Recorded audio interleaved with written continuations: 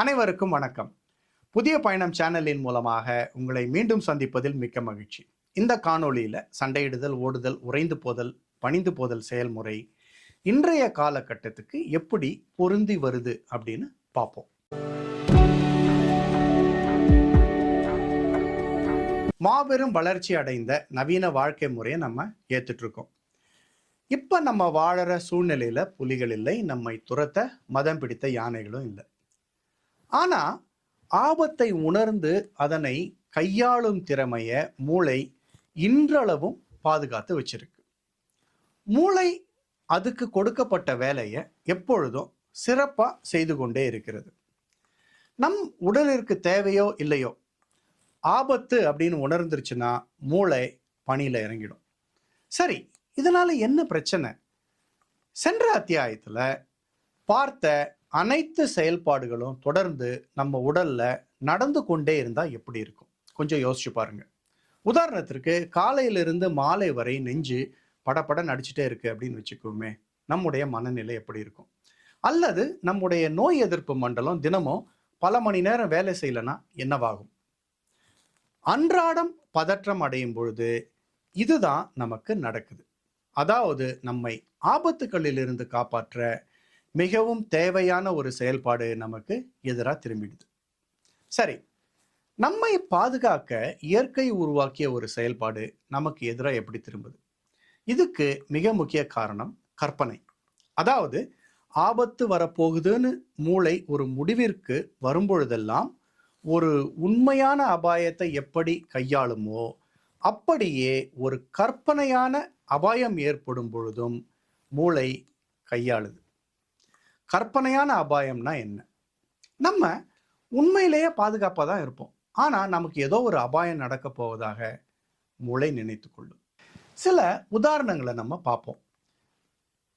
ஒன்று, நம்முடைய மேனேஜர் அல்லது சூப்பர்வைசர் நம்மக்கிட்ட வந்து உங்ககிட்ட கொஞ்சம் பேசணும், என்னுடைய ரூமுக்கு வாங்க அப்படின்னு சொல்கிறாருன்னு வச்சுக்குவோம்.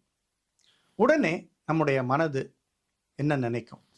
ஐயோ, நம்ம என்ன தப்பு பண்ணமோ, என்ன பிரச்சனையாக இருக்குமோ, இதன் விளைவு என்னவா இருக்குமோ, திடீர்னு வேலை போயிடுச்சுன்னா என்ன பண்றது, அல்லது இவர் நம்ம கூட்டி வச்சு அவமானப்படுத்திடுவாரோ, இதை போன்ற எண்ண ஓட்டங்கள் தொடர்ந்து ஓடும்.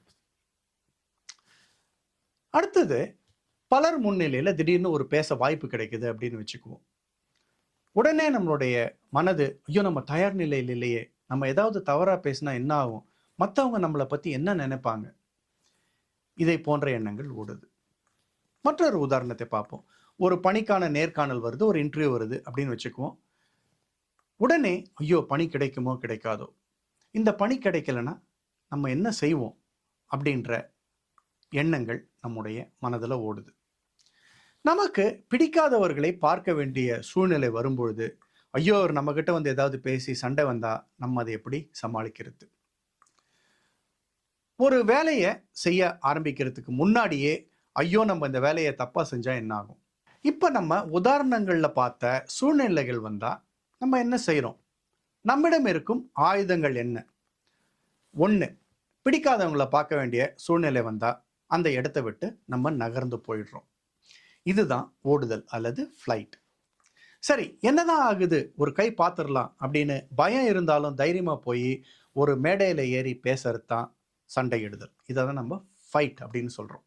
மேனேஜர் ரூமுக்கு போய் பதில் தெரிஞ்சாலும் பதில் சொல்லாம முழிச்சிட்டு நிற்கிறது, பேச்சே வராது, அல்லது ஓடி ஒளிஞ்சுக்கிறது, செய்வதறியாது கூனி குறுகி போவது, இதுதான் உறைந்து போதல். இதை தான் நம்ம ஃப்ரீஸ் அப்படின்னு சொல்றோம். கடைசியா மற்றவங்க கிட்ட பேசுறப்ப பணிந்து போவது.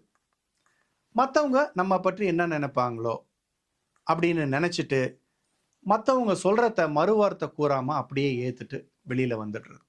அல்லது ஒரு வேலையை தப்பா செஞ்சிருவோமோ அப்படின்னு பயந்து அதை செய்யாமல் தவிர்ப்பது அல்லது தள்ளி போடுறது. இதை நம்ம ப்ரோக்ராஸ்டினேஷன் அப்படின்னு சொல்றோம். இதெல்லாம் ஃபான் ரெஸ்பான்ஸ்க்கு உதாரணங்கள். சரி, சண்டையிடுதல், ஓடுதல், உறைந்து போதல், பணிந்து போதல் செயல்முறை உங்களுக்கு ஓரளவுக்கு புரிஞ்சிருக்கும் அப்படின்னு நான் நினைக்கிறேன். இந்த காணொளியில நம்ம முக்கியமா தெரிஞ்சுக்க வேண்டியது என்ன அப்படின்னு பார்த்தீங்கன்னா, காலங்கள் மாறினாலும் நம்முடைய மூளையின் செயல்பாடு இன்று வரை மாறவில்லை என்பதை. நம்ம பதற்றத்தை பற்றியும் அதை கையாளும் வழிமுறைகளையும் தொடர்ந்து பார்ப்போம். நம்ம முக்கியமா பல வழிமுறைகளை பார்க்க போறோம். காத்திருங்கள். அன்புடன் பிரின்ஸ். வணக்கம்.